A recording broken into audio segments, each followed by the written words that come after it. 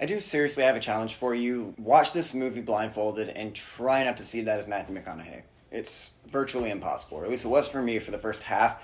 Then I finally stopped seeing McConaughey, or at least thinking it should be him. X is kind of new. It came out this year, however, I'm a few months late to it. I missed it in theaters. I actually really wanted to see this movie, though, because the premise actually intrigued me, because I didn't know much about it going in. I just knew it was one of those horror movies that was getting some buzz, and I was like, okay, that sounds interesting. And then I heard kind of the premise, and I was like, all right, that could either be really silly and fun, or actually pretty interesting and horrific. And thankfully, this movie kind of takes the latter for the most part. To give a bit of context, this film is about a group of young amateur filmmakers who literally go out to make a porno in a farm. That is the basic premise. And then things start going wrong from there. Again, when I heard this, I was like, okay, this could go one or two ways. And then watching it, I was definitely really surprised, because so many movies, or a lot of horror movies, can kind of try so hard at making you dislike the characters because you want to root for them to get killed off, or you're ready to see the axe drop, and you're ready to see those moments shine, and really the movie becomes more about the slasher than it does the characters and the victims in the movie. I really like it when a film takes its time to kind of engross us in the characters. Even if they're unlikable, I think it's awesome when a film can kind of balance that line of making us want to see what happens to them, even if we don't like them.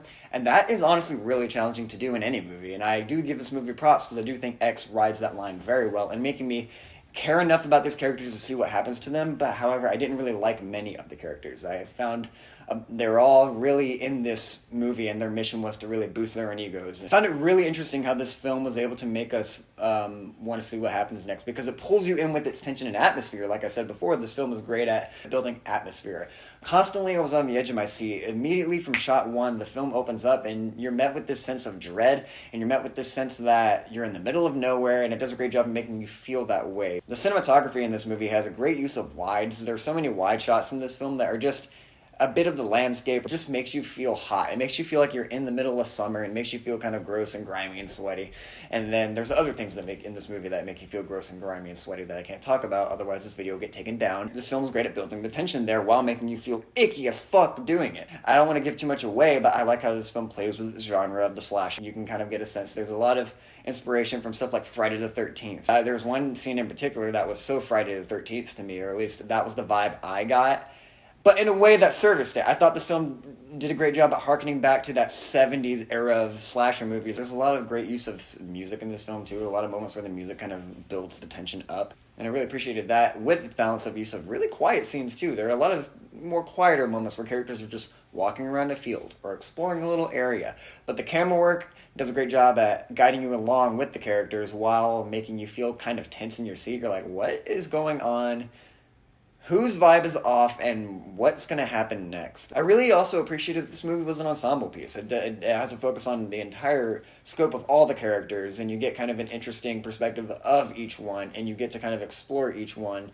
So by the end, when certain things go down, you at least get a good idea of who they are, why they're doing this, and what the heck their egos are like before all the crazy slaughter happens. As much as this film could have easily gone for the camp and for the cheese and came across as corny and maybe in an unintentional way, it didn't, and I really appreciated that. It really genuinely felt like a film made in the 70s. The movie is beautiful to look at, and it feels like 70s cinematography. There's a lot of shots that just feel a bit grainy, and you just feel like it was shot with the intent to truly throw back to that era, beyond just the performances and beyond just the time period it's set in, but the genuine actual craft of the cinematography and the look and overall tone and feel of the movie itself. I appreciated that on all cylinders. It wanted to throw back, not just in one area. If you really want a film that harkens back to old school slashers, but also delivers a bit of a new flavor and does genuinely have its own personality to it, and really just stands out in 2022 and among the year of horror films. Again, this movie is a very simple premise, but it's executed in a way that makes it feel unique and makes it feel like it has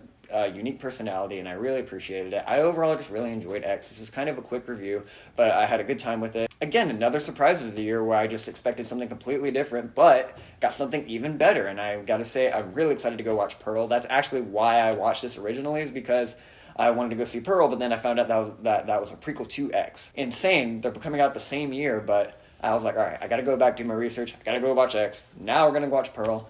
You will get a review for Pearl, and you will also be getting a review for Smile soon.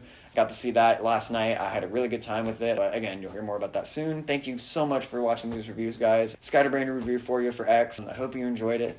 Go watch it if you want something a little weird, a little crazy, definitely out there. I would say this movie has a lot of sex scenes and a lot of use of sex to tell its story, and sometimes it's used in ways to build tension and horror. And if stuff like that kind of makes you uncomfortable, you might not really be, this movie might not really be for you. However, if you want to kind of dive in and just see what this film has to offer and its insanity, then go check it out. But yeah, that's my little warning for you just in case. And but yeah, I really enjoyed it.